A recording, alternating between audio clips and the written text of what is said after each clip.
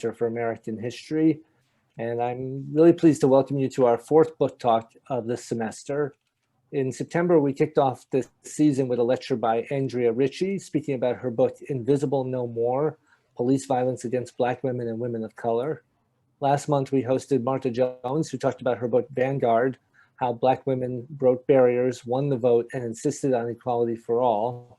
And also Geraldo Cadava, author of The Hispanic Republican. And in light of what happened on Tuesday, I think we might all need to watch Professor Cadava's talk again, and maybe even send the links to Nate Silver and Nate Cohn. For those who missed it, those URLs will be put up into the chat so you can check them out later today. The Lehman Center for American History is a collaboration between the Rare Book and Manuscript Library and the Department of History, and it's dedicated to supporting and enhancing the study and teaching of history here at Columbia. The directors are Professors Hilary Hallett and Sam Roberts, and we are blessed with the assistance of graduate coordinators Nikita Shepard and Izzy Plowright. This year, that team has put together a series of talks organized into 3 themes, and these themes have just become more and more compelling and relevant throughout this entire period. They are race, health, and inequality, American politics, American identities, and policing America. This conversation will continue on November 18th with a talk by Marcia Chatelain, whose work on Black fast food franchise owners sheds important light on race, health, economics, and food justice. And then the next day, on November 19th, Ira Katz-Nelson will discuss his book, Southern Nation, Congress, and White Supremacy After Reconstruction. So please keep an eye out for information on those events.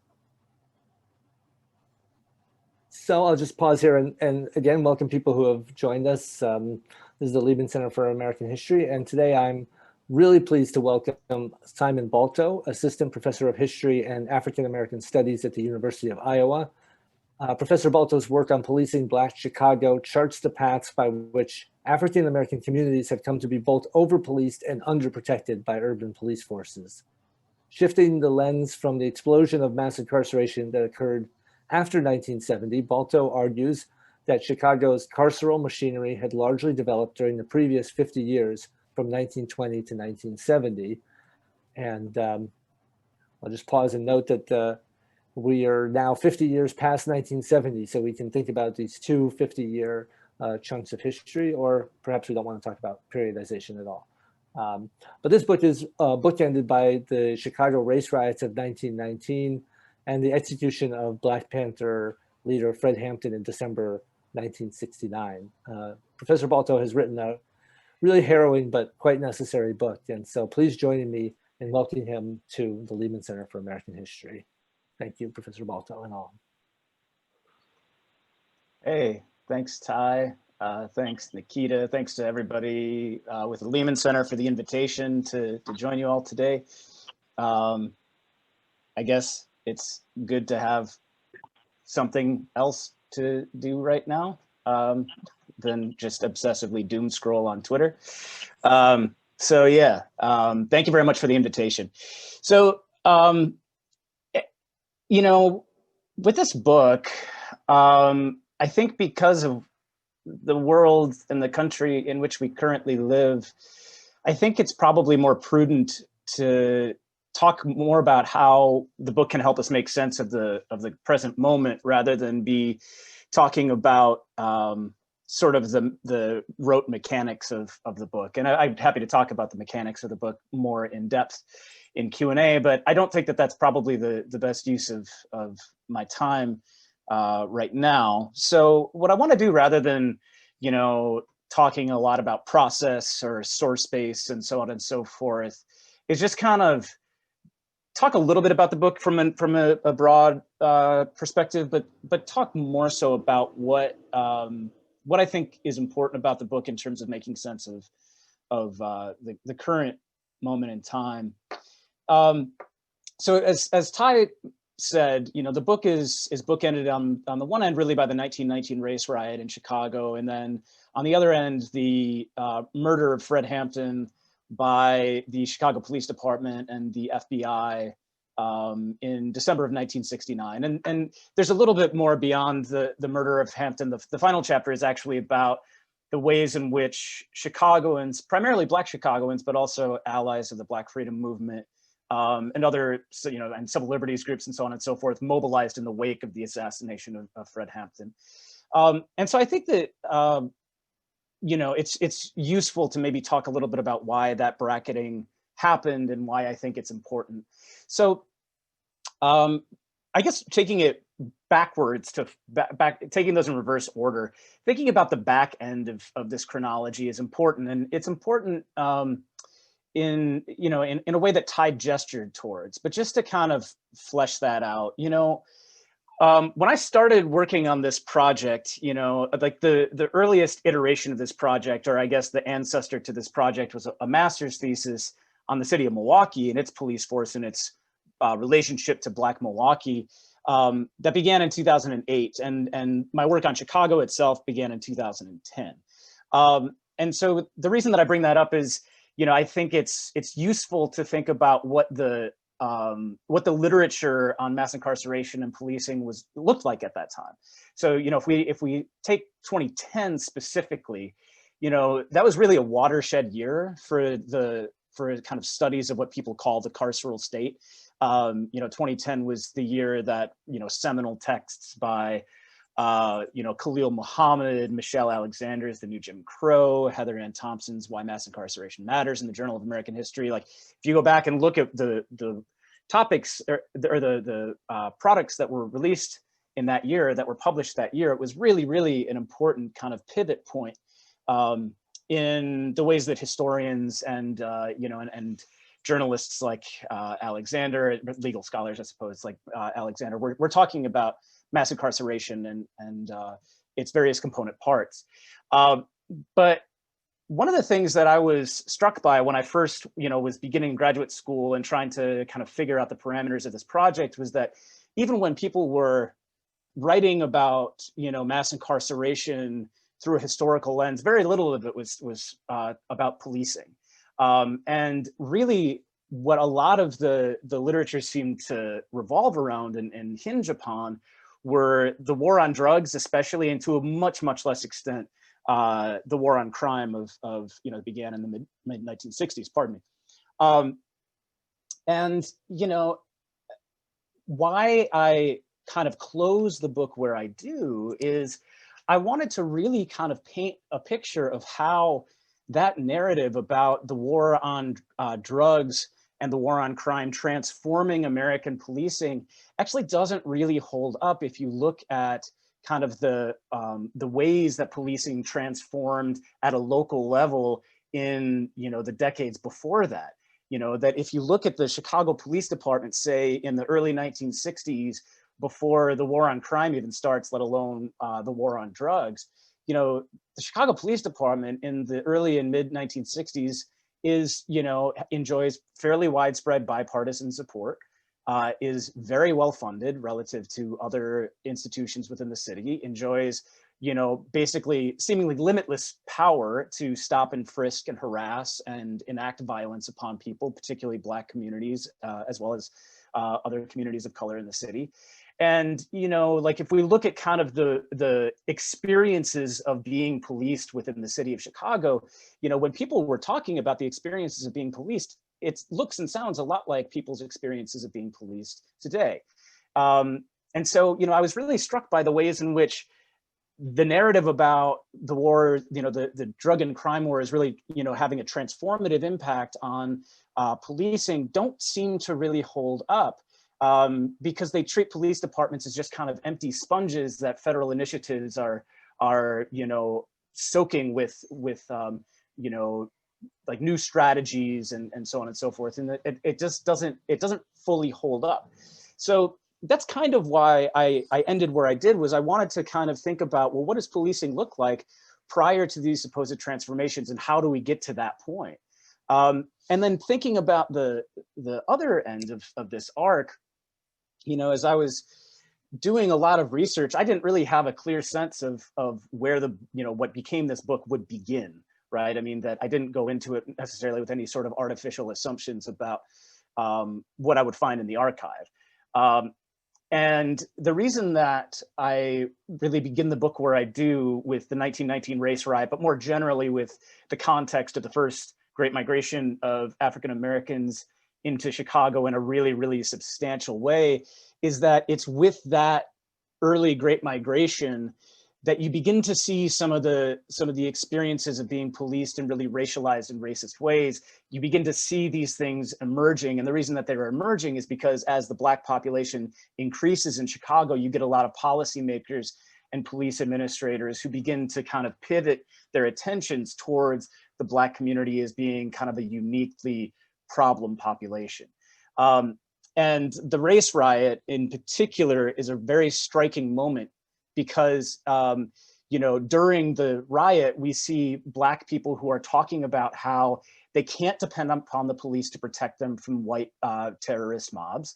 And that's really what was going on in this riot of 1919, was that you have, over the course of about a week, you have, you know, mostly white youth gangs marauding through primarily the Black South Side, committing acts of terrorism against Black individuals and Black communities. And you have Black men, especially, who are picking up arms in self-defense. I mean, that this is a riot in which 38 Chicagoans are killed, the majority of them Black, but some of them white as well, in acts of self-defense. And so during this context, you have you know, Black communities or Black people who are saying, look, we can't depend upon the police for protection, which is the reason why so many people were taking up arms in self-defense. And on the other hand, you know, if we do go to the police to try to get some sort of benefits of public safety within this riot, then there is a very good chance that we're going to be subject to violence ourselves from the police. And at the same time, the police were also wildly disproportionately arresting and harassing and committing violence against Black people relative to white rioters. And so the reason that I kind of begin from there and work outward from that is because by the 1960s, you have Black community members and activists who are talking about the Black community in Chicago as being simultaneously, quote unquote, over-policed and under-patrolled. That's actually the specific language of the organization called the Afro-American Patrolmen's League, who mobilized a group of Black cops who organized this organization in the late 1960s to combat the fact that the Black community at the same time faces disproportionate violence, harassment, surveillance, arrest, stop and frisk, and so forth, while at the same time not reaping any of the supposed benefits of public safety. And so, you know, those threads that by the late 1960s are being bound together by Black police officers as well as other Black community members, I'm kind of tracing those two threads throughout the book. And so in the context of the 1919 race riot, you can see those threads beginning to emerge, even as they were kind of operating in two separate spheres at that particular time. They entangle increasingly over time, both in terms of lived reality and also in terms of public critiques of the policing system by activists within the city of Chicago. So what does all this mean in terms of thinking about the present? Well, I'll just give what I think are a few important takeaways. You know, I think it's useful and instructive for people to really think deeply about the fundamental and foundational purpose of policing, right? That we have a narrative in much of the American public that says that the police exist to keep us safe, right? The reality is that that was not what police were founded to do, right? The police in Chicago and elsewhere in this country were generally not founded with some sort of, you know, generic public interest in mind. Rather, the police were founded with very specific political goals in mind. So to take the case of Chicago, you know, when the city of Chicago first gets a police department in the 1850s, it's not because, you know, there's some sort of, you know, massive crime wave sweeping through the city in which people are, you know, afraid to leave their homes and so on and so forth. The reason that the city of Chicago gets a police department in the 1850s is because the city's business and political elites demand the founding of a police department. And they demand the founding of a police department because they want the police to control what they identify as problem populations.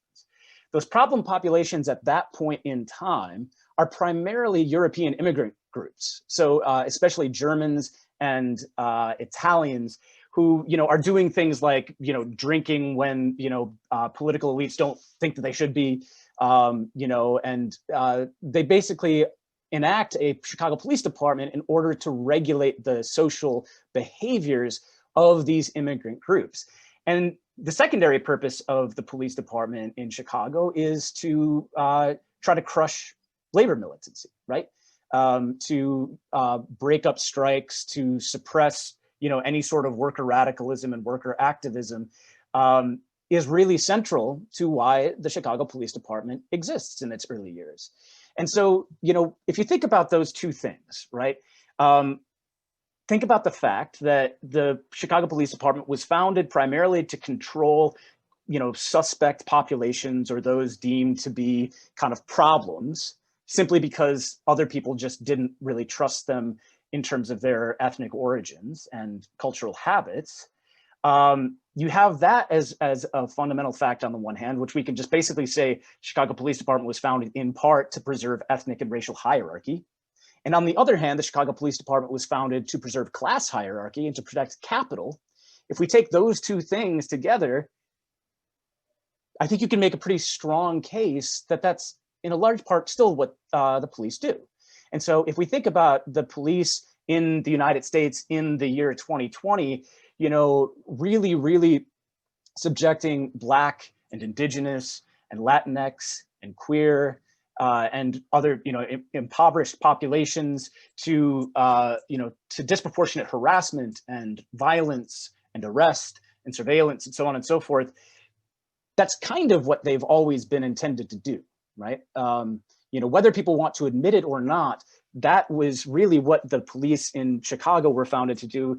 And the same is true in other places as well. It's just that the particular kind of reasons for the initiation of police departments vary from location to location. I mean, a lot of Sally Haddon and other scholars have talked about how, the slave patrols in a lot of southern cities bled heavily into the early adoption of police departments.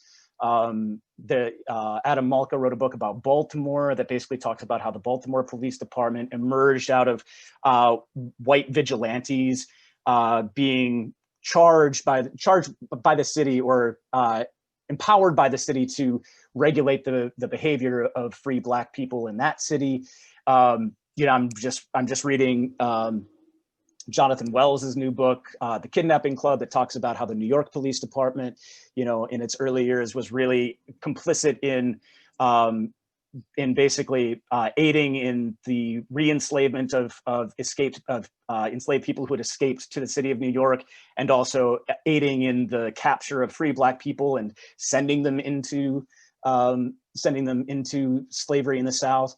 And so, we can look at the various early iterations of police and understand that, protecting the general well-being of a public, right? Like one big, broad public, that was not what they were intended to do. And maybe it makes sense then that that's not really what they do today.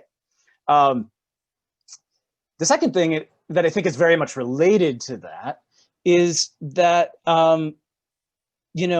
maybe if we know that the police were generally not founded to keep everybody in a particular society safe, everybody in a particular social context, I suppose you could say, safe. If we know that they weren't initially founded to do that, then maybe it makes sense that they're not very good at that. And so, I think here again about how, over 50 years ago at this point, you have this organization of Black cops in Chicago talking about how, for all of the, hyper aggressive policing of Black neighborhoods that was endemic by that point in the late 1960s, that for all of that, Black communities in Chicago were still disproportionately likely to be victimized by violence, whether that be by white terrorist violence or whether that be by intracommunal violence. and so we have, all of this over policing at the same time that, those communities are just simply put less safe than other communities, generally speaking and statistically speaking. And, that really raises the question of what the point is, right? And, if communities that are hyper aggressively policed don't actually experience any of the supposed benefits of that, then you have to ask yourself what the point of police really are. And I'm thinking here about how we can, connect that even now, right? I mean, because if you look at a city like Chicago now and look at a map of where police behavior is most aggressive, both aggressive in its presence in terms of just the level of presence, but also in terms of the actual aggressiveness of the act of policing. If you look at where police are most active in those communities, and you look at what parts of the city experience the highest levels of homicide and other harm, it's basically the same map. And so you again ask yourself the question of what the point is. And the city of Chicago, is not good at, or the city of Chicago's police department is simply not good at keeping people safe. And that is as true today as it was, 50 plus years ago. If you look at the statistics of what the police department does right now, in the year 2019, the Chicago Police Department, in the year 2019, the Chicago Police Department made an arrest in 21% of first degree homicides. So in 79% of first degree homicides registered in the city of Chicago last year, there was not an arrest made. And the statistics are even worse if you look at other measures. I mean, that if you look at, for example, incidents of sexual assault, there was a report that was released, I believe last month, that analyzed how quote unquote successful the police in Chicago were in arresting people who had committed sexual assaults. In incidents of sexual assault over the past 10 years, police made no arrests in between 80 and 90% of cases, right? And so like the idea that the police are an effective tool at, quote unquote, keeping us safe just doesn't hold up to statistics. And, the other thing that is worth pondering within that context as well is the fact that the city of Chicago spends over $1.8 billion, billion with a B, every single year on its police. And that is a number that just increasingly expands year after year after year. And it's a combination of the actual budget allocation from the city of Chicago, combined with the fact that the city of Chicago does bond borrowing with Wells Fargo and Bank of America and other major financial institutions to pay off police brutality settlements, because the Chicago Police Department just simply can't stop brutalizing its citizens. And so you have citizens of Chicago who are on the hook for, close to $2 billion in some years for the police department. And I mean, in what other context would policymakers and citizens say that on an almost $2 billion annual expenditure on an institution that has such miserable rates of return in terms of, solving and preventing harm, in what other context would people accept such a terrible rate of return on investment? And I just don't know. And I think that people really need to reckon with the fact that it's very possible, and I think very likely, that part of the reason why the police are bad at keeping people safe is because, again, it's not really what they were tasked with doing from the beginning. So a third, I think, important point just to think about, because we keep hearing about, reform is the watchword of the day from, basically the entire political center, parts of the center right, parts of the center left. That people keep talking about reforming the police, and I honestly do not understand what people mean when they say that. The idea seems to exist that reforming police is somehow a novel concept. It's just simply not. That the police have been reformed over and over and over again throughout the history of their existence. But the history of police reform is one, on the one hand, of failure, because all of these police reforms have never really done anything to rein in or make officers accountable for misconduct. And on the other hand, the history of police reform is one of dumping more and more resources and more money and more power into police, right? I mean, so you can look at, for example, the history of like I think the most important period of quote unquote reform in the city of Chicago's history was in the Chicago Police Department's history was the 1960s. You know, in 1960, a man named Orlando Wilson, who was the dean of criminology at Berkeley prior to 1960. He'd been a former superintendent of a couple of smaller city police departments prior to his tenure as an academic. But this guy, Orlando Wilson, is brought in to lead the Chicago Police Department and to really reform the Chicago Police Department because it was in such a state of abject corruption and dysfunction. And so what that looked like was kind of a multi-pronged approach. On the one hand, you had reform in the eyes of Orlando Wilson, meaning, you know, trying to make officers less corrupt, to make officers less abusive via the enactment of something for the first time of an internal investigations division in the Chicago Police Department. On the other hand, Wilson is also wanting to make policing more efficient and effective, which basically means making police more powerful. So Wilson was basically operating from the mindset that he wanted to make police more powerful, but he also wanted to make police more accountable. By the end of his time, essentially one of the two has happened and the other has not. So the one that has not happened is the accountability portion of that. Because while Wilson does succeed in getting an internal investigations division implemented in Chicago, the people who fight against it most aggressively are police officers themselves and their unions. I should qualify that by saying that police organizations like the Fraternal Order of Police, the Chicago Patrolmen's Association, they don't get formal union recognition from the city until 1980, but they operate basically as unions for decades before that. But so the Chicago Patrolmen's Association, especially, which is at that point is the largest police union in the city, the Chicago Patrolmen's Association especially fights like hell against the implementation of that internal investigations division. When Wilson first proposes it, the Chicago Patrolmen's Association goes into full-blown revolt. They try to get Wilson fired. You know, the head of the Chicago Patrolmen's Association travels around the country trying to dig up dirt on Wilson that will get him fired. And it's because the police themselves don't want to be held accountable. And so you do get the implementation of this internal investigations division, but basically everybody acknowledges that from the very beginning, it is absolutely toothless. And it's toothless primarily because officers don't buy into it, right? And so it basically it exists on paper, but doesn't really exist in fact in any sort of meaningful way. So the accountability portion of reform doesn't work. But the expanding power of police sure does.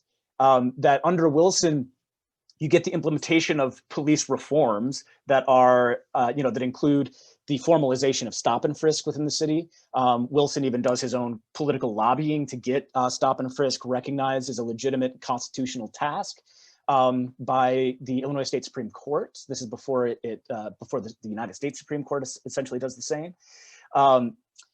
Reforms also look like doing what's known as aggressive preventive patrol in certain parts of the city. No surprise that this aggressive preventive patrol is enacted exclusively in Black and Brown communities. You get reforms like the implementation of arrest quotas within those cities, that police are publicly saying that there's no such thing as arrest quotas, but if you actually go through the archives, you can find them talking about how, we need to measure officer efficiency by the number of arrests they're making in these particular communities. And so you get the picture that, this history of reform is one in which any sort of efforts to curtail officer misconduct and to hold police accountable for their actions just doesn't work. And the reforms that give the police more legitimacy in the public eye or give the police more power in the streets, just sort of proceed as planned. And so, you know, the history of reform is a very, very, very, it's not a hopeful one for anyone who wants to, you know, be kind of taking a reformer approach or reformist approach to this, you know, to this crisis. The last couple of things I just want to point out very briefly, and this is essentially a summation of, I guess this is in many ways a summation of my thoughts. But, you know, this, for a group that I presume is mostly made up of historians in this Zoom room, you know, it probably will not come as a shock for me to say that, you know, everything has a history. But, you know, people, I think, really need to wrestle with the fact that this crisis of policing is really, really old, is much older than any of us. You know, that, you know, we can go back and look at how Black editorialists and Black activists were articulating the problems with the Chicago Police Department for generations ago. You know, that you have Black radicals who are talking already in the 1940s in the idiom of terrorism to describe what the Chicago Police Department is doing in Black communities, right? And so we really have to grapple with the depths of this crisis, you know, because it's certainly gathered a lot more attention in the past, you know, seven or 8 years. But just because it has generated more attention does not mean that it is somehow, you know, in and of itself only 7 or 8 years old in terms of it being, you know, a really deep, long-standing crisis. And so I think people really need to grapple with that and really need to think about how this is a crisis that has been, you know, ongoing for a really long time. The counterpart to that, I suppose, is that just as the crisis is very old, resistance to the crisis is also very old. You know, that, you know, part of what I tried to do in the book was not just paint everything as being uncontested, as this was, you know, as the police department was growing more powerful, was growing more racist, more repressive over time. Part of what I was trying to do in the book was also to think about how people were resisting police power, right? And so, you know, I mean, we can look, for example, at the fact that, you know, for example, in the early 1930s, during the Great Depression, the Chicago Police Department is one of the institutions that is charged with helping to enforce austerity measures that are being implemented in the city of Chicago. So one of the foremost ways in which that played out was that that police were usually dispatched to homes where people were being evicted to make sure that the eviction process went in an orderly fashion. And you had Black organizers, especially with the Communist Party and fellow travelers, who organized to essentially refute the legitimacy of the police to commit that act. You know, that what would oftentimes happen is that when these evictions would be finished, and as, you know, police were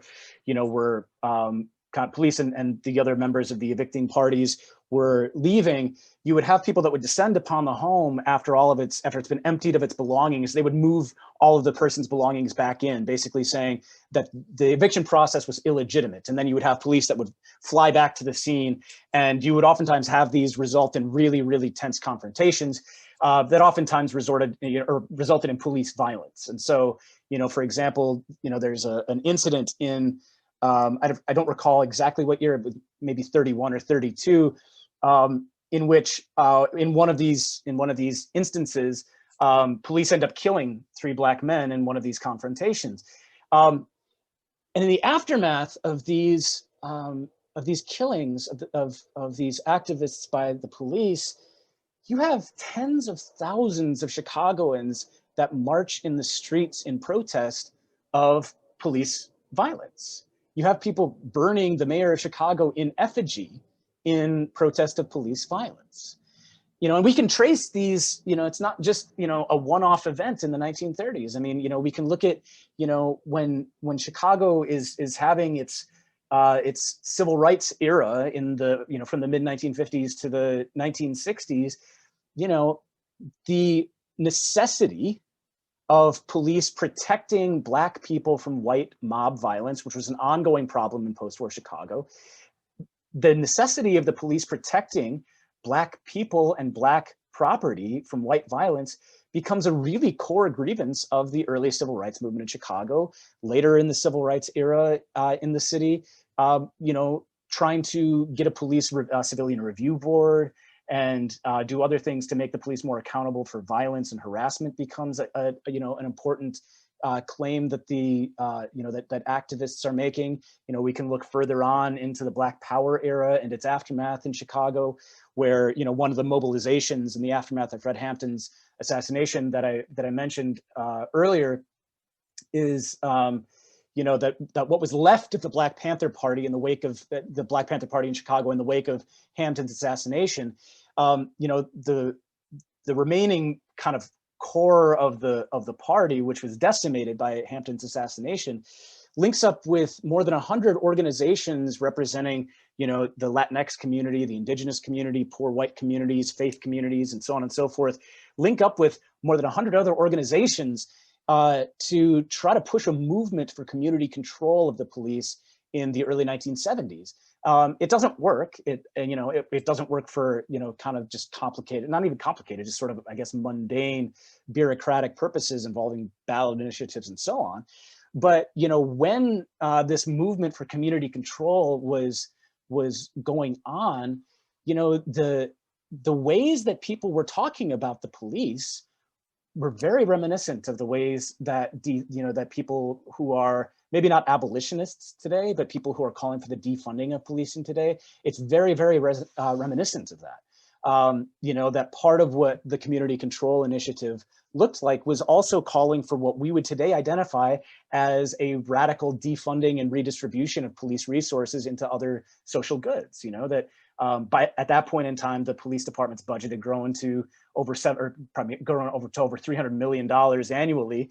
And part of the vision of the community control movement was to say, look, we don't need to spend that much money on the police. Why don't we take some of that money and spend it on schools and spend it on jobs programs and spend it on community health centers and so on and so forth. And so, the precise language of defunding did not, was not part of that, because that was, that the phrase itself is a comparatively new innovation, but the actual idea of defunding police and redistributing its resources into things that will actually benefit the community and mitigate various forms of harm, that in and of itself is a vision that has a much longer history than I think people really understand. And so, I think that it's important to understand that,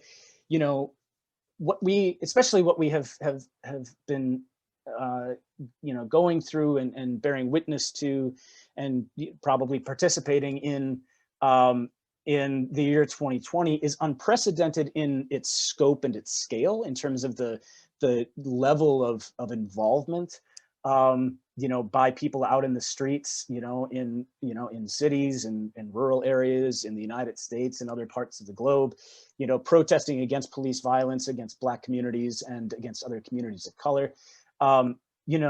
It's unprecedented in its scale and its scope, but it's not unprecedented in terms of its, vision and kind of ideas.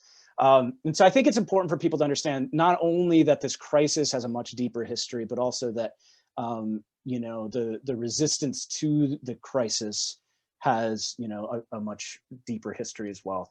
And I'll just, I have a lot more that I could say, but I don't have a lot more that I will say, because I'd like to just, have a discussion.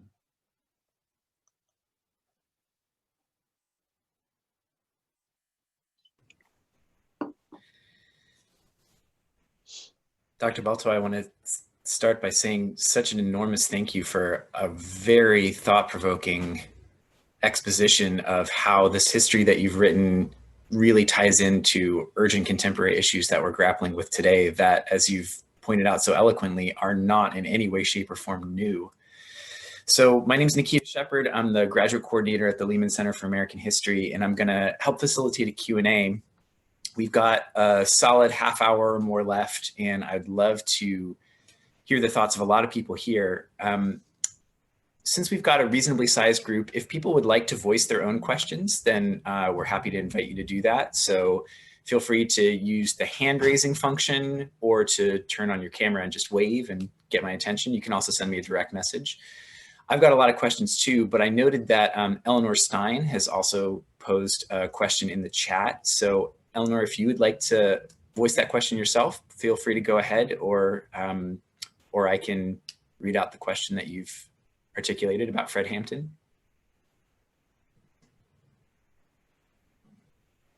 I'm sorry, you're muted. Of course. That was a fantastic talk. I learned so much, and I really appreciate your analysis and its depth.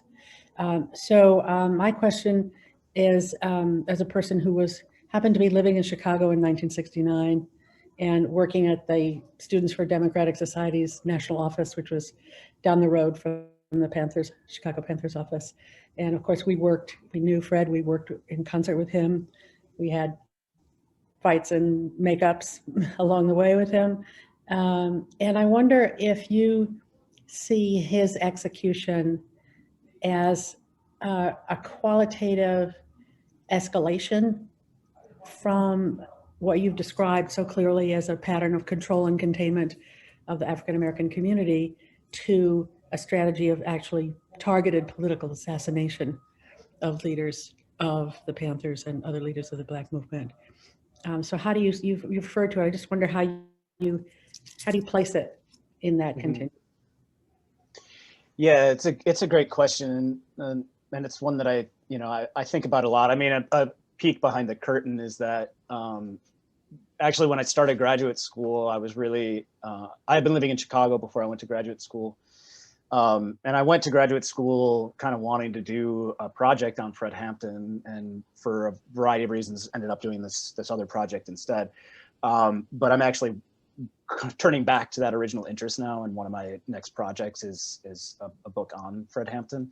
So I've been thinking a lot about that. I mean, the answer to the question, specifically in the context of Fred Hampton and Mark Clark, who was also killed in the same raid in which Fred Hampton was assassinated. I mean, it was very clearly a targeted assassination and execution. I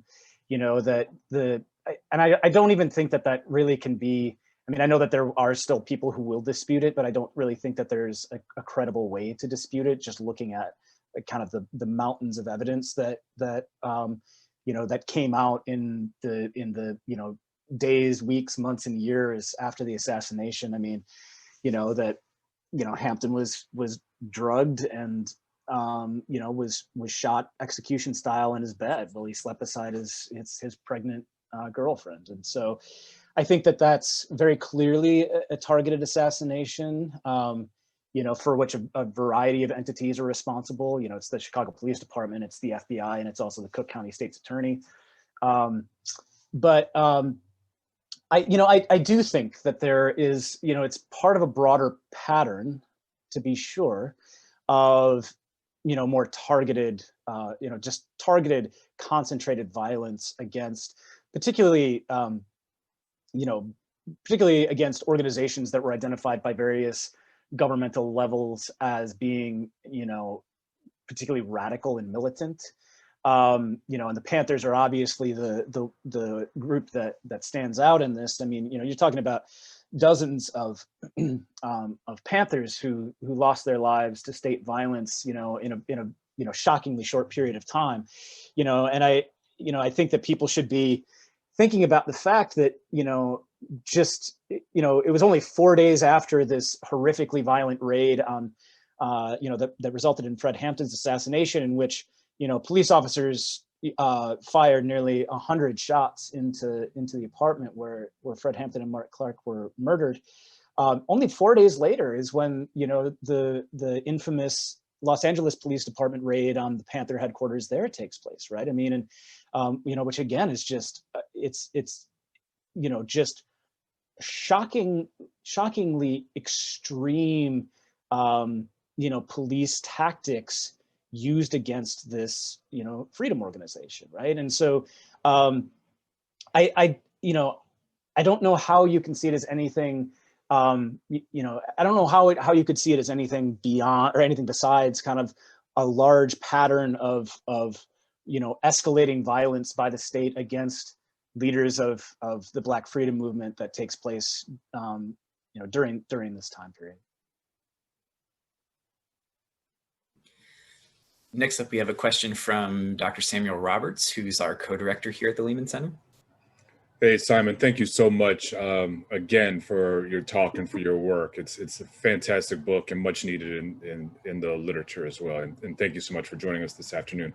My question's a quick one. What do you make of the, for one of a better phrase, the locking up our own interpretation from, scholars such as James Foreman, then also, oh my gosh, I'm forgetting the Fortner. Black side. Yeah, Fortner. Yeah.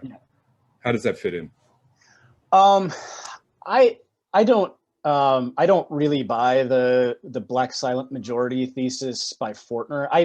I should say that I think that at least in my reading of them, I think that Fortner and Foreman get linked together quite a bit. I think that's maybe a little bit unfair to Foreman because I think that they're actually kind of different. They're a little bit different analyses. And I think that there's a lot of credibility to Foreman's analysis. So for those of you who are unfamiliar, James Foreman wrote a book, published a book a few years ago called Locking Up Our Own, that basically looks at Black responses to escalating forms of crime particularly in the 1970s, and how a lot of Black community members were basically saying, like, look, we recognize that inequality exists, we recognize that poverty exists, and so on and so forth. But like, we also recognize that, by that point in the 1970s, it's a spiking period of violence and violent crime in America's cities. And so, people are saying, we recognize that all of these inequalities exist, but we also recognize that we need safe communities.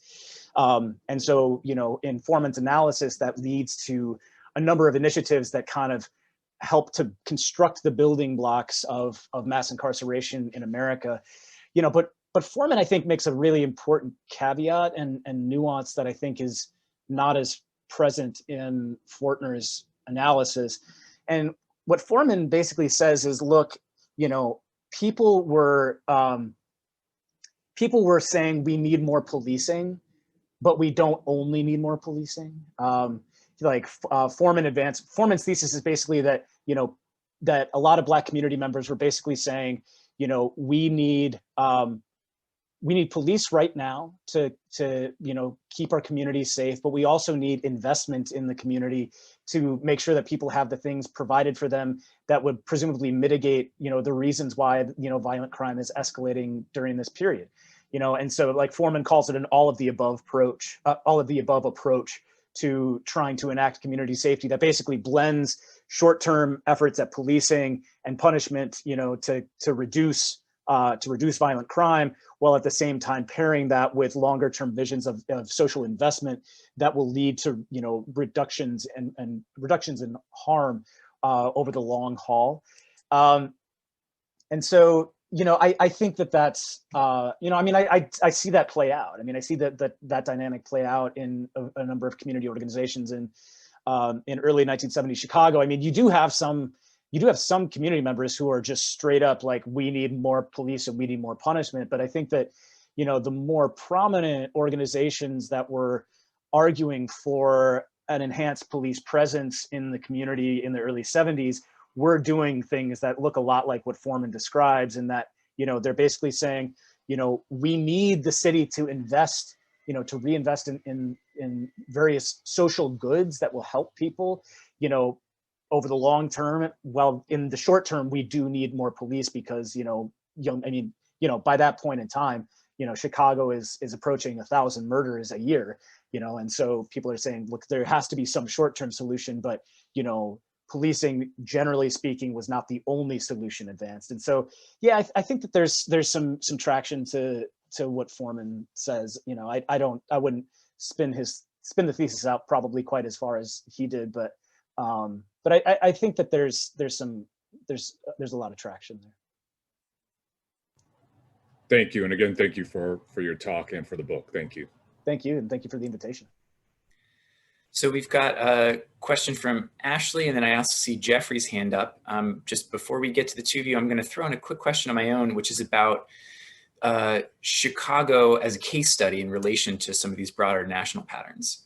So I think one of the most important arguments you're making in response to the historical literature is about how we can't just look at the federal level developments around the war on drugs, the war on crime, et cetera, to make sense of the rise of mass incarceration, that we have to actually look at the local infrastructures of racialized policing that were already in place that enabled and facilitated the implementation of these national programs. So given that, I'm wondering, both sort of specifically to the issue of Chicago and policing, but also more generally as a historian using a local case study to make a national argument. You know, I think about here, for those of us in New York, like I think of New York as the archetypical stop and frisk city, but you make the point in your work that Chicago actually has considerably more extensive stop and frisk practices that really sort of push the envelope about how that sort of racialized policing can happen. So to what extent is Chicago important because it is typical or indicative of broader dynamics? Or to what extent is it important because it's actually very singular and sort of doing things that other cities aren't doing yet? What does the particular instance of Chicago tell us about some of these broader patterns? Yeah, it's a great question. I mean, it's kind of one of, I think, several million-dollar questions, you know, with doing this type of research.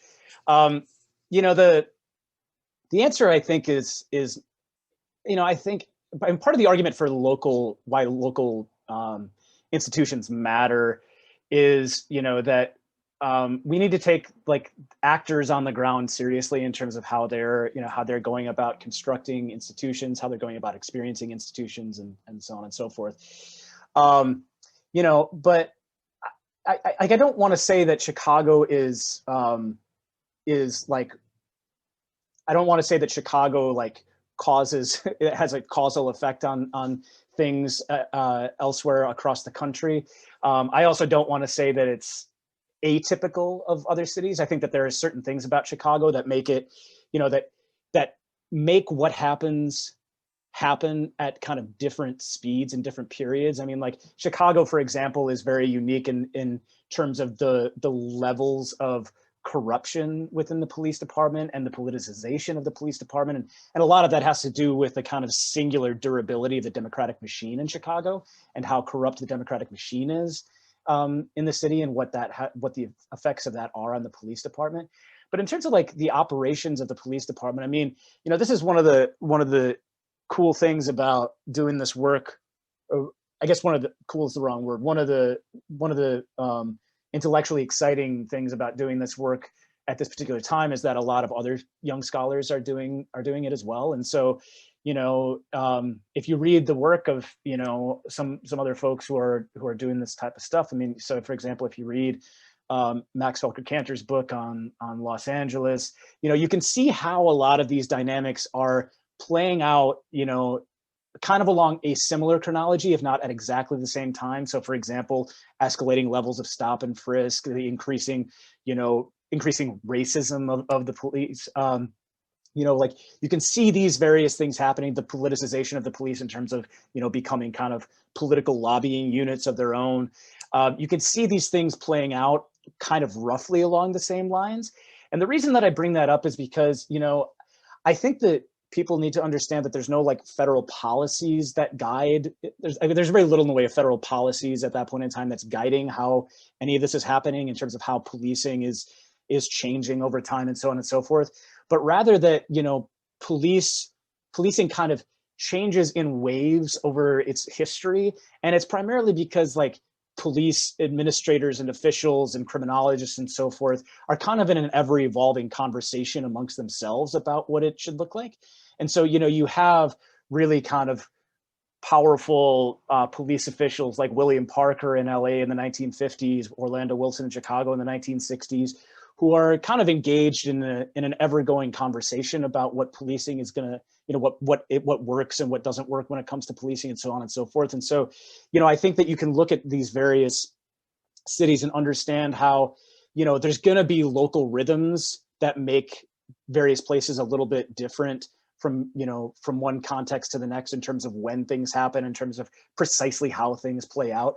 But that in general, I think that you're going to see more commonalities, between a city like Chicago and a city like New York and a city like Los Angeles and so on and so forth. Then you're going to see radical divergences and variances, I guess, what I would say. Thank you. And so next up, we've got a question from Ashley. Hi, everybody. First of all, thank you, Simon, for doing this. Simon and I are colleagues, so it's a joy to hear him talk. But Nikita, both you and Simon are kind of hitting on something that I've been turning around in my head, right? So this is a national crisis, right? Policing is a national issue, but the way it's manifests, the way it grows is happening locally. And because of that, reform efforts and abolition efforts have also been very locally focused. And so how do we begin to think through ways of abolition, of tactics and strategies to dismantle what has become a national ethos, right? To maintain this hierarchical system against gender minorities, sexual minorities, class minorities, et cetera, et cetera. How do we think about that on the ground for organizing to actually have this better, larger impact on what we now know is wrapped up in global capitalism and federal interventions as well? So I feel like people are getting at it at the local level, but we also need to begin to dream at a national and global level, I suppose. Thank you. You could have just texted me, that would have been easier.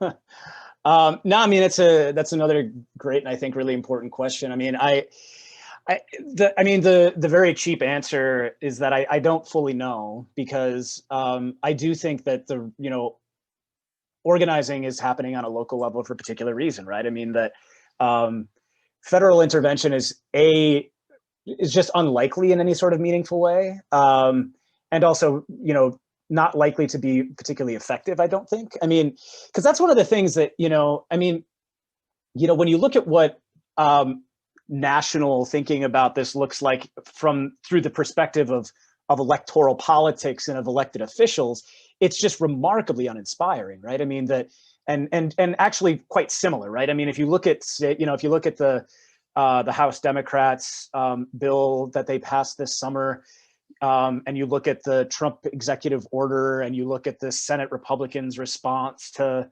the House Democrats bill, if you look at Biden's pledge to dump more money into policing as a way to supposedly reform them, like it's all just they're basically similar, right? I mean that there's variations, there's some variations from one to the next, but none of them challenge the fundamental premise and place of policing in American life, and I would argue actually that most of them, whether intentionally or not, would likely just have the effect of further legitimizing the police in the eyes of much of the American public.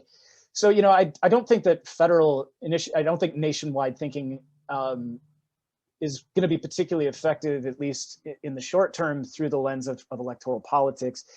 So what does that come back to? I mean, I think it really just has to come back to the shared kind of the shared visions of movement leaders who do work in particular localized contexts, but who are able to share ideas and visions and stuff like that, in ways that I think are sort of unparalleled, thanks to things like, I mean, as things like social media and so on and so forth.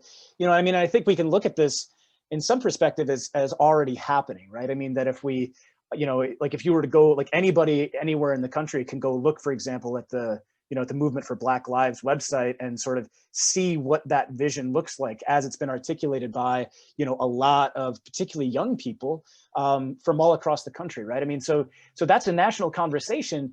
In terms of national mobilizing, I don't quite know what that looks like yet, because I think that, mobilizing, it kind of, I think that because these things were done so much at a local level, I think that they're going to have to be undone at the local level as well, which I guess is what I would say.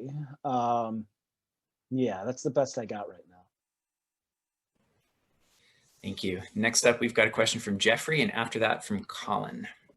Hi, can you hear me? Thank you very much, Simon, for your presentation, and Nikita, Sam, and Ty for pulling this together. Two quick questions.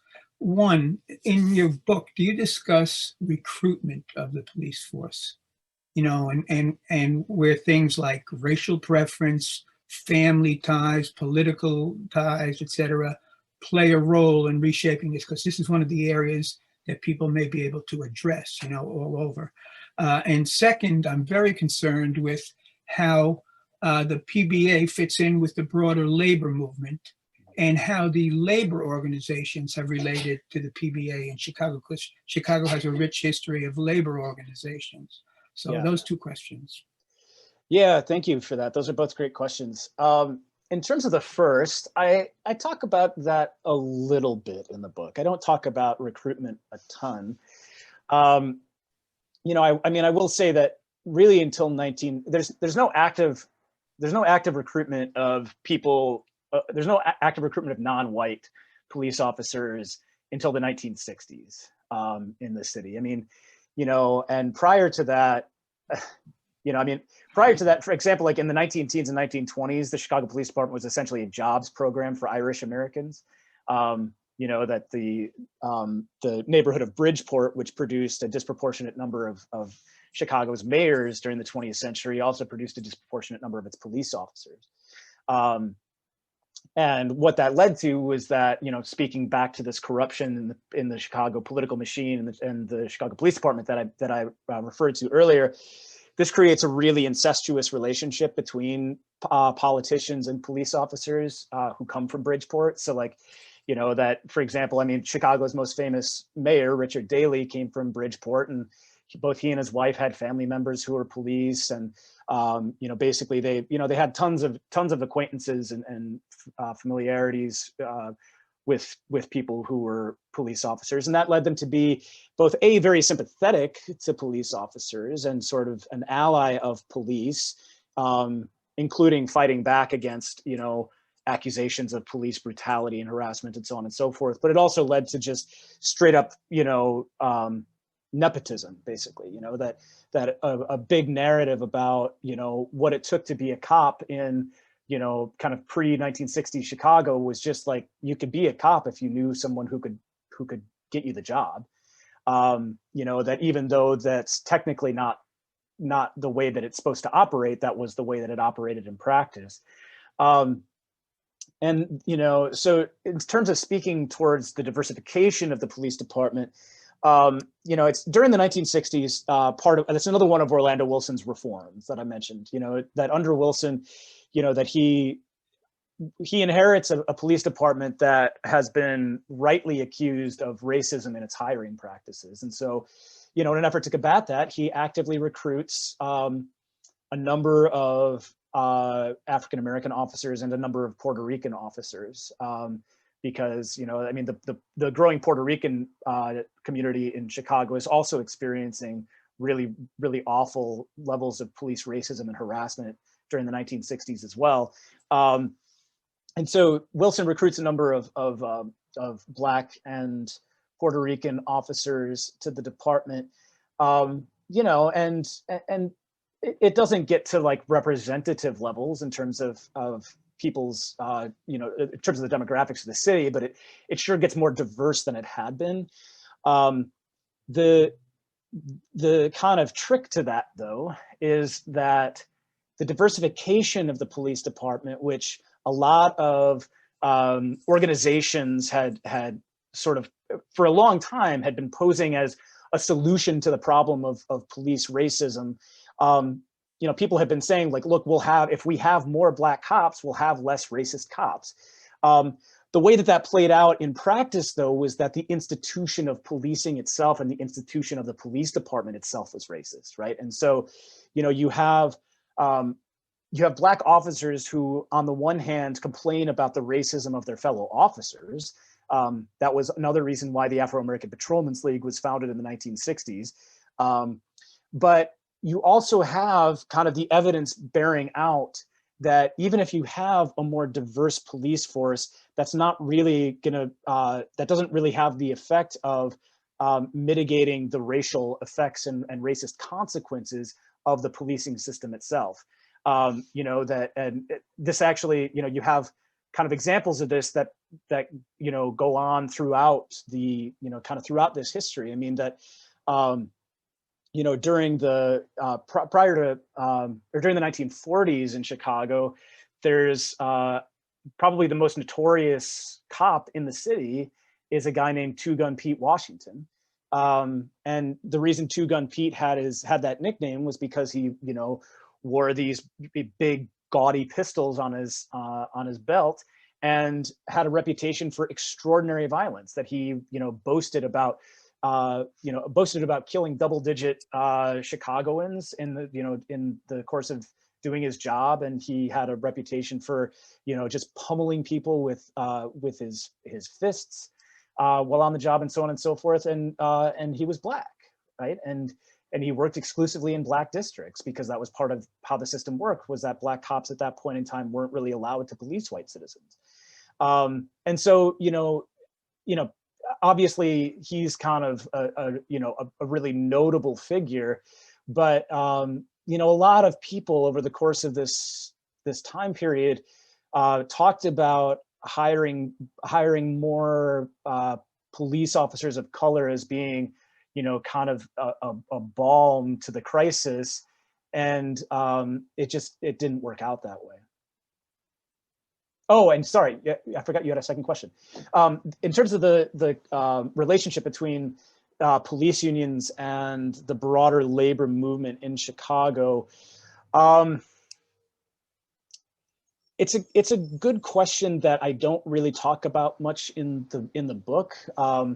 You know, that when the police were really, really aggressive in their cracking down, or in their kind of complicity in the crackdown on organized labor in Chicago, kind of the heyday of that was, you know, was before police were really organized into their own kind of proto unions. I mean, so, you know, if we think about things like Haymarket, if we think about things like the Pullman strike, if we think about the Great Railroad strike, you know, the police are really, really active in the crushing of labor militancy during that time period, but they themselves, at least to the best of my knowledge, were not really organized into any sort of powerful police union that we would recognize today. But, you know, what's interesting to me, and this is not precisely related to the question of their relationship of an organization like the Chicago Patrolmen's Association or the Fraternal Order of Police. You know, it's not precisely related to the question of their relationship to the rest of the labor movement, but just in terms of their politics. What you see happening to these organizations, within these organizations, kind of, you know, in the post-war years, is them really gravitating hard, like a very hard and noticeable pivot to being political actors that are aligned with really reactionary conservatism. So, like, you know, during the 1950s, you don't really see much in the news about, you know, about these various police unions and organizations. Really, they're not doing a lot that's newsworthy. But if you fast forward 10 years, they're doing a hell of a lot that's newsworthy, and it's kind of crazy. I mean, that, you know, the unions, as I said, really go hard against Orlando Wilson for his efforts to bring some accountability to the police system. And they really go hard against the civil rights movement and the Black Power movement in Chicago. And, you know, by 1968, when you have the crazy presidential election in which George Wallace is running his, wild Trumpian campaign, the Fraternal Order of Police love him. I mean, that people think about Nixon as being the big law and order candidate in the 1968 election. George Wallace looks like he got the cop vote in that election. The Fraternal Order of Police invites Wallace to speak at their national convention. He gets a standing ovation as he's rambling on about, communist conspiracy theories and, how, basically needing to unleash the police and let them just run the streets of America for, and everything would go, would be fixed. And in 1968, when people are calling for everything to be fixed or to go back to normal, that basically is a refutation of the rights revolution, the anti-war movement and so on and so forth. And so, in terms of how that kind of rippled out in terms of the relationship between those unions and the rest of the labor movement, I don't precisely know the answer to the question, I guess. But, in terms of the overall kind of political character of these unions, by the 1960s, they were basically standing shoulder to shoulder with kind of the worst aspects or the worst partisans in American politics. And I think that they've sort of stayed there ever since. And so, the way that I read police union behavior now, in terms of its relationship to the rest of the labor movement, is that it's primarily a relationship of convenience for them, and that when people in the summer of 2020 are saying like, look, we need to maybe rethink police unionization because it's clear that police unions are the primary blocker of any sort of meaningful constraints upon police misconduct. When people are saying like we should rethink police unionization, then the police unions go to the rest of the labor movement and say, you need to protect us because if they come for us, then they're going to come for you next. But, I mean, when other sections of the labor movement are under assault, you don't usually see the police union showing up in solidarity. And so, yeah, I don't know. I mean, and sorry, that was it was a long way to get to an answer of I don't know, but that's just the way that I read that. Thanks. Next up, we've got a question from Colin, and after that from Alma. Hey, Dr. Balto, thank you. This is so cool. I read your book about 1.5 times now. I'm like a doctoral student. Cool. And I look at school policing as it affects the mental and cognitive health of Black children, is what I do. And so I guess like my first question is being I look at like school policing as a project, right? In like America, we have a lot of federal level politicians and like even ones that we bashing as like progressive politicians, like trying to cut back on the industrial prison complex, yet we know the feeder of that complex is school policing, white teachers in particular, white female teachers. And so I guess the first question towards policy, how can we get policymakers, researchers, and politicians to understand that even though we might look like so amazing and progressive by cutting down the prison system, we're still not cutting down on the feeder of it? And my second question is, it seems like the school policing literature is very empirical. And even though they have a history of it, like of dates and in cities and what happened, there's no true historiography, say of Indiana, say of Flint, of Fresno, these places where school policing got its roots. So the second question, it seems like the empirical literature of school policing is a race-neutral, whitewashed apparatus to continue the school policing project, through color blindness. And so if you could just, it's like speak to both of those like nodes, and that'd be pretty cool. So yeah, thank you. So I mean, yeah, I should say that, you know, I don't, you know, police in schools is not an issue that I have come at from the perspective of a scholar. I just come at it from the perspective of someone who doesn't believe that police should be in schools. So, you know, I'll qualify it. I'll qualify by saying that this has not come really from a place of research.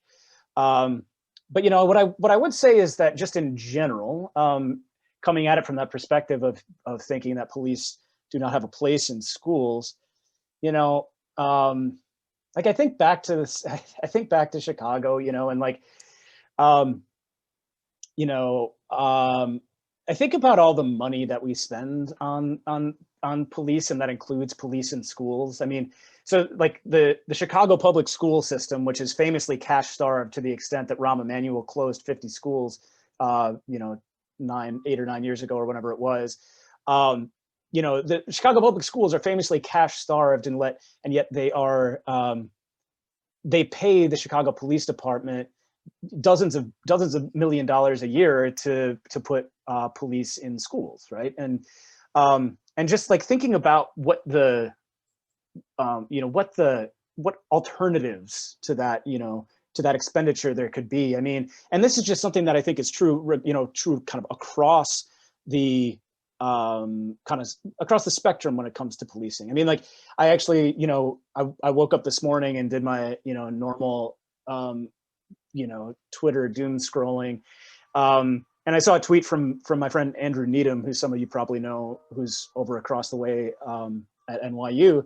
But you know, he was tweeting basically about what things were like in Manhattan overnight last night, right? And like, you know, there's these scenes of massive police presences in, I think it was in Midtown, you know, in response to a comparatively small protest. And he said that he counted at least 8 police helicopters kind of circling over this protest. And like thinking about that expenditure, right? Like that's a hell of a lot of money. Like running 8 police helicopters overnight, even taking out the actual like manpower hours of the people who are in those police helicopters. Like running those helicopters takes a tremendous amount of money in terms of just the fuel, right? And like the gas alone. Yeah, and you know, Andrew pointed out, I mean, because his wife works for the city, but like, you know, all the other city workers are being told that they have to take unpaid furlough days. Well, there's a seemingly limitless budget for the police, right? And like that, I think that like we need to really just rethink the fundamental logics of that.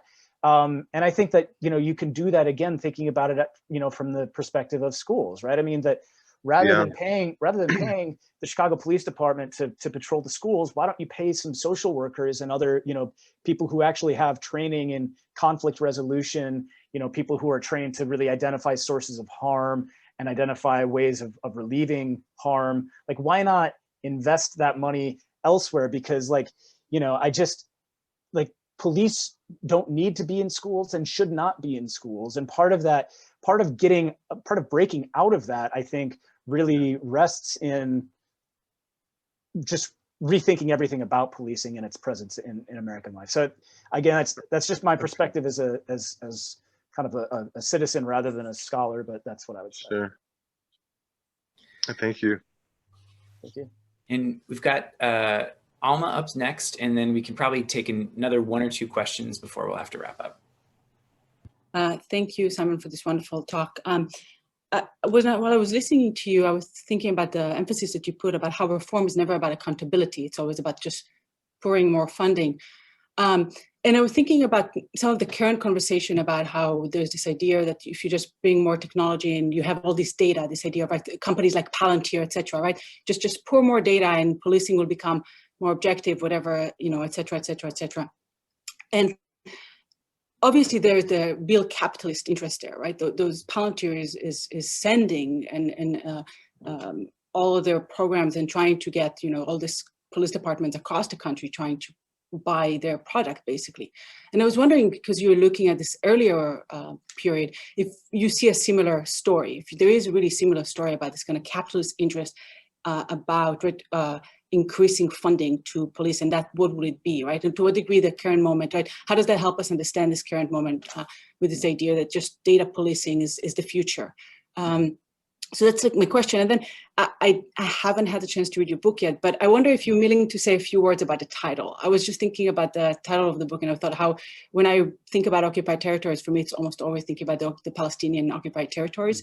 And I was wondering, and then the first question that was asked about kind of directed assassination, that made me think about to what degree, kind of if you're willing to reflect and share a little bit more about how you're thinking about the title, I would love that. Sure. Thank you for that. There's no need to apologize for not reading the book. There's a lot of books. There's too many for us to read. So to answer the first question, I mean, in terms of it's a really, really good question in terms of the ways in which, police resources are linked to kind of the broader nodes of capitalism.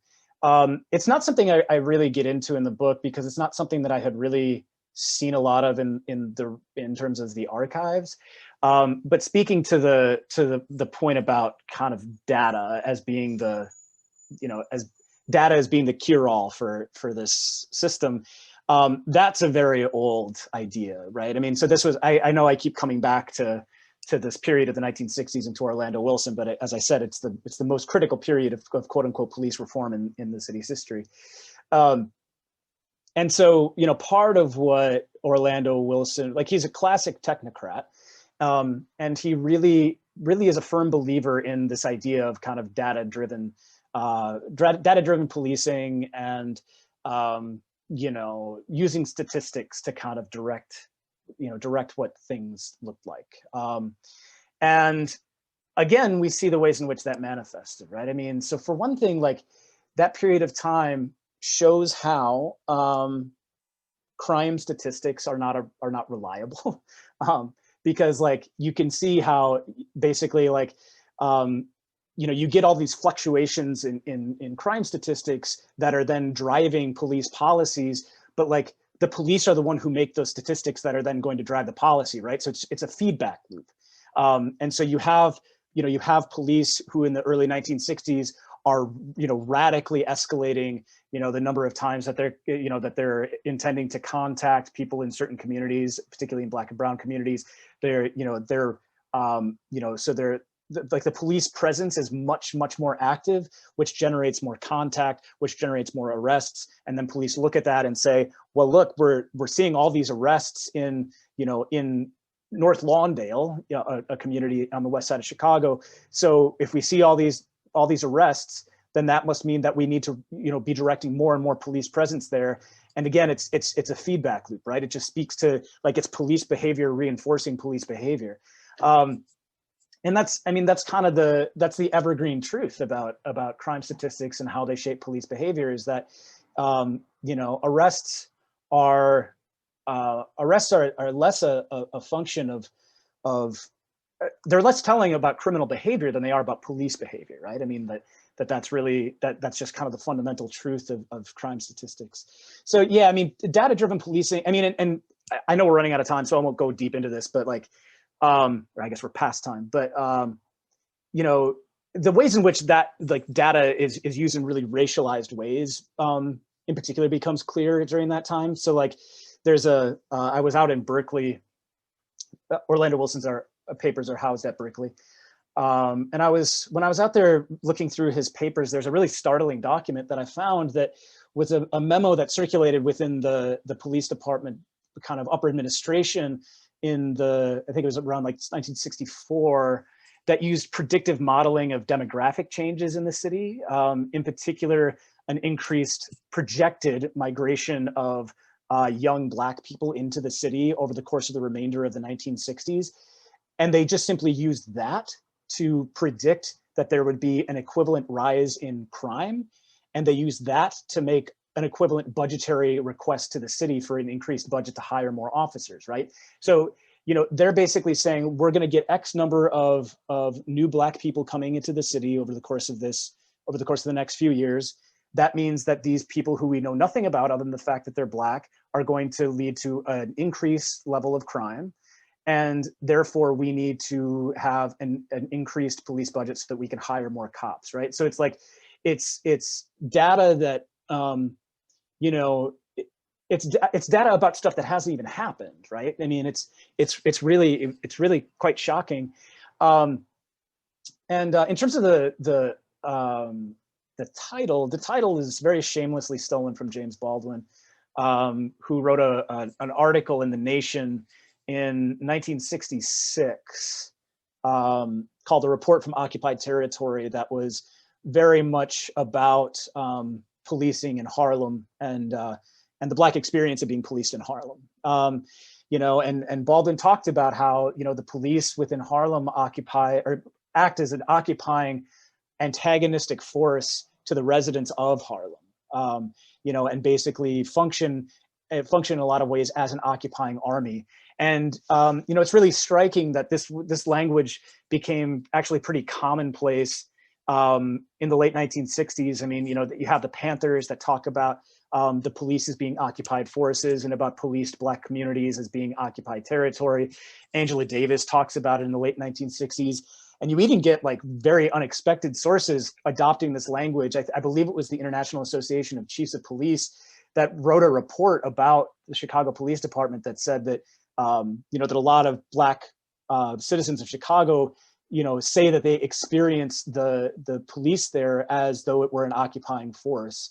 And so James Baldwin is who I originally stole it from, but that was actually sort of a common idiom for people to talk about the police in Black communities by the 1960s.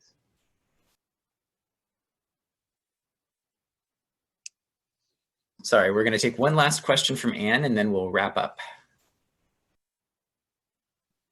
Hi, thank you so much, Simon, for sharing your work. And I'm really excited about the other upcoming Lehman Center programs as well.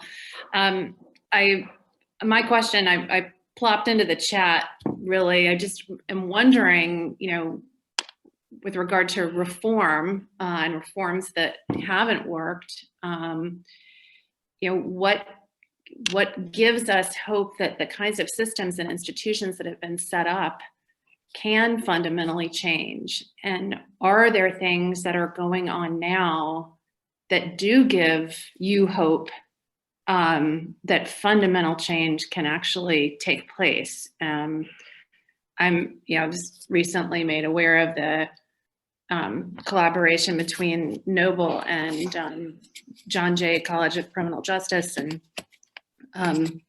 but you know, I'm wondering how are these movements going to be different? Wondering if you had thoughts about that. You know, there's a lot, I think there's a lot that should give us hope. One of my favorite phrases that I think probably, you know, we could all use and ponder right now is Mariame Kaba, who's a really brilliant and important abolitionist, organizer, and thinker, has a great philosophy, and the philosophy is that, in her words, quote, "Hope is a discipline," right? And that it requires kind of constant practice and constant work to sustain. And so I think that involves, in part, you know, taking inspiration from the people who are doing the work, right? I mean, and what I mean by doing the work is that, you know, there's people who are, you know, in the city where I live, there are people who are, you know, out in the streets every day doing mutual aid, you know, organizing, getting people to the polls, making sure people have the material things that they need to live safer and more nourishing lives. And also, you know, fundamentally rethinking and reimagining what community looks like, and what we can do to present alternative visions of harm reduction and harm prevention and harm reconciliation, right? Because if we are expecting and saying that what we want is public safety, public safety should be that, right? Public safety should be should be a goal of reducing and reconciling harm to the greatest degree possible. And so, a lot of people, the hope is not within the institutions themselves right now. The hope is within the people who are thinking about and working towards establishing alternatives to the institutions that we currently have. And so, I take a lot of hope in their labors. I mean, that even in the face of, like, people seem to think that these institutions that we have are, totally immovable rocks. And I just don't think we can think that way, right? I mean, we have history of seemingly ever-present institutions, being eradicated. And so I think that you have to maintain some sense of hope and inspiration in the people who are doing the work. And I think that it's, important to recognize that, the people who are doing the work, generally speaking, are really young people. And I think that should be inspiring as well. So, yeah, I mean, I'm not going to get into the mechanics of proposing alternatives right now, because we're so short on time. But I do think that there's I think that there's a lot of hope and inspiration to take away from the people that are doing the work every damn day. Yeah. Wonderful. And that's the perfect note for us to conclude on.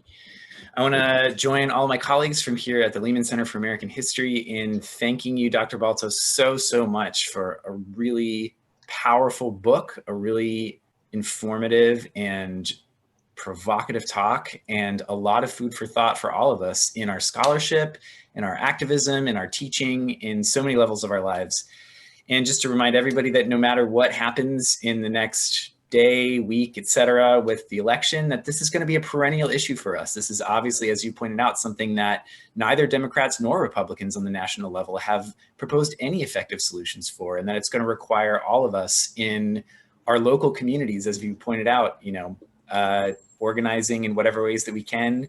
For those of us who are doing scholarship, research, historical writing, to be really thinking about how to historically locate these systems, recognizing that this isn't a problem that appeared with, this summer or 5-10 years ago, or even just with the rise of mass incarceration in the 70s and the 80s, but something that stretches far deeper into the roots of American history and American institutions.